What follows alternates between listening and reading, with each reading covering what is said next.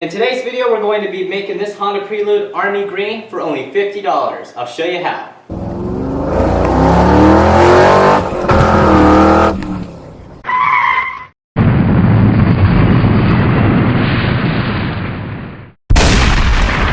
Now, if you take your eyes and you just start looking at this thing, you may notice it is completely different than it was when you last saw it.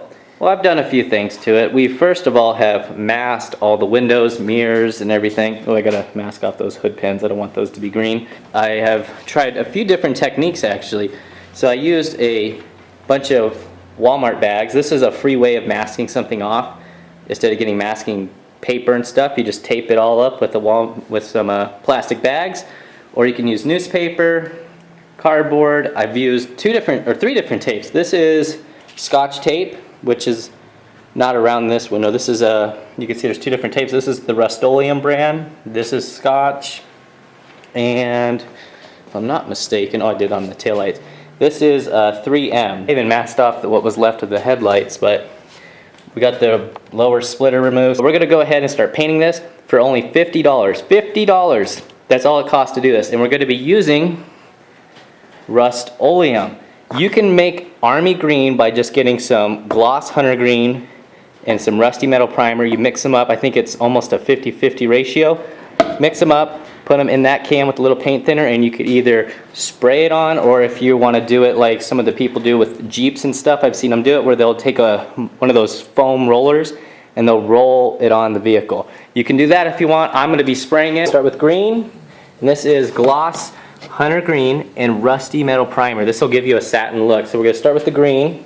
We're going to put that at the 250 mark on this, and then we'll slowly add our metal primer and keep mixing it until we get where we want to, and then I'll be able to get the next measurement. So if we do 250 on the green and then we get to 400, I know how much of that to add to this to get the color I want. So that way when we do the body kit and we got to repaint a bumper, a new hood, mirrors, anything, we can go back to this as a reference.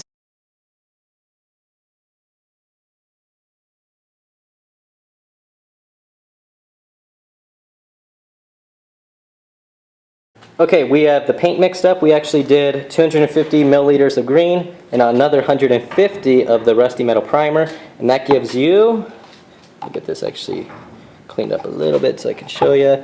That gives you this perfect hunter, or OD green I should say. This is hunter green, and that's actually how you make it. You need hunter green and rusty metal primer, and you get this nice satin OD green. It's going to be satin. This is more of like a flat primer, and this is gloss, so it gives you a good satin finish. Now we're going to go ahead and start spraying the car. You're now in a glass box. So I'm going to go ahead and start painting the car. I forgot to bring up, use a little bit of paint thinner. It helps it stir and mix together, so you'll get the color a little bit faster, and also it helps, you got to use it when you got to spray it. You don't have to if you're necessarily going to be doing it on a Jeep and you're rollering it on, but just so you know, you got to put a little thinner if you're going to be spraying it. I'm going to get to painting this car now. Wow, that's awful.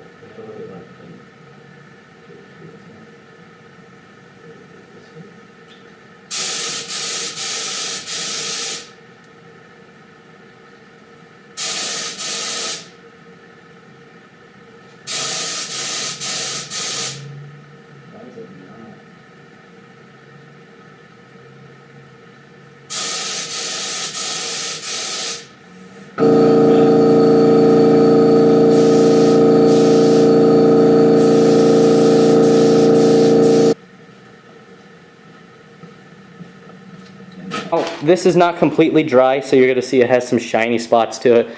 In the morning we'll pick this back up, we'll be peeling all this crap off, putting on the nice new wheels and tires, and this thing will look so complete. I can't wait. I don't think it's going to show too many blemishes, but we'll find out.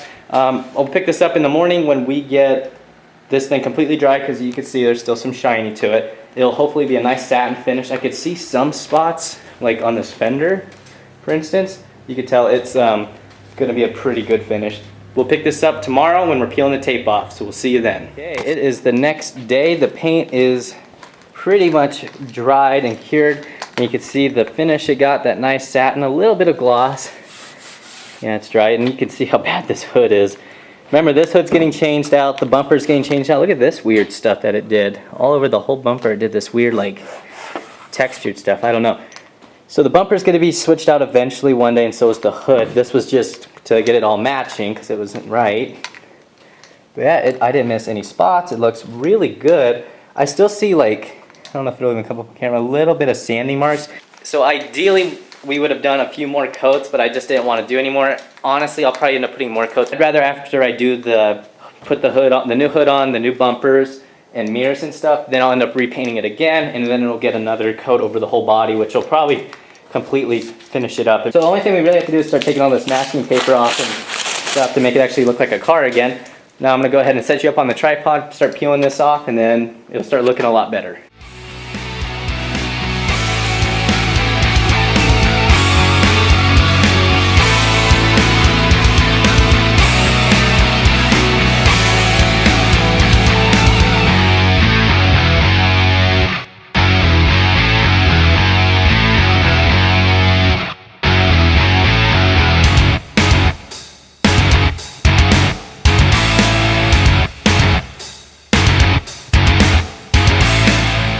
Guys, that's pretty much how you do a $50 paint job. I mean, you can do, they got a blue there, they got a white, you can do army green like I did. You can mix stuff up. You can, if you don't like the navy blue, you want it lighter, add a little bit of gloss white to it, add a little bit of satin white or flat white to give it a satin blue.